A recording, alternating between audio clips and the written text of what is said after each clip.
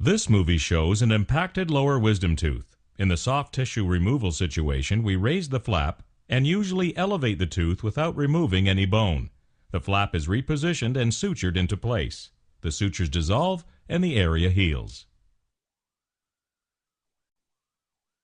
This movie shows an impacted lower wisdom tooth.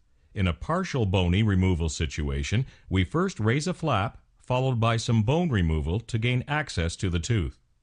The tooth can then be removed with elevators. A bone substitute can be placed in the socket to aid in healing. The flap is repositioned and sutured into place. The sutures dissolve and the area heals.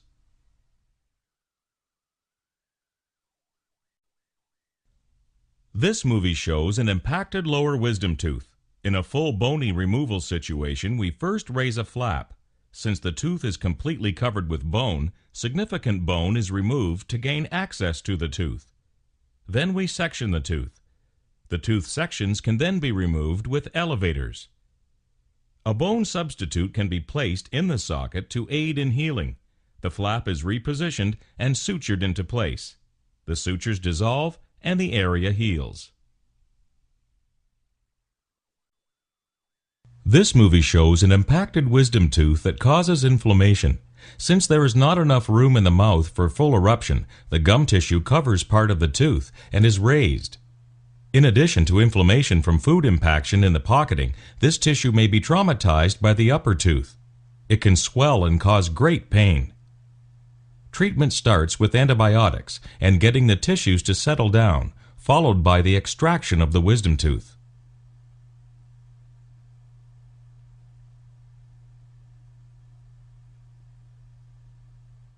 Once the tooth is gone, the gums recede back to normal. If the upper wisdom tooth does not touch a lower tooth, then it should also be removed. It will over-erupt, causing biting problems.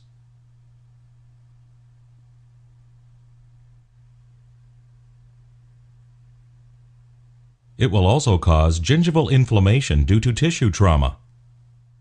Removing it at the same time prevents this complication, and the patient has only one surgical appointment.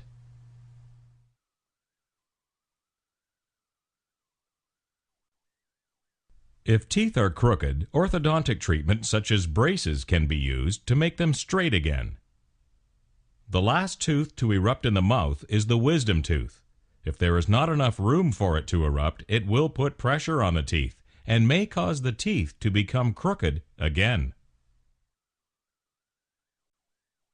Here we see how an impacted wisdom tooth can cause an infection under the soft tissues. The tooth may erupt in a horizontal fashion and stop as it reaches the last tooth. If the surface is broken, the bacteria can move below the tissues and cause an infection, which can result in pain and swelling. This often comes and goes until the tooth is removed. This movie shows the importance of removing wisdom teeth before they cause trouble. Sometimes, as the tooth erupts horizontally, it may be stopped by the molar ahead of it. Here we see in the cross-section that it can continue to erupt and resorb the tooth ahead of it.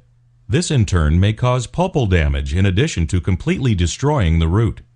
Now both the wisdom tooth as well as the tooth ahead of it will need to be removed.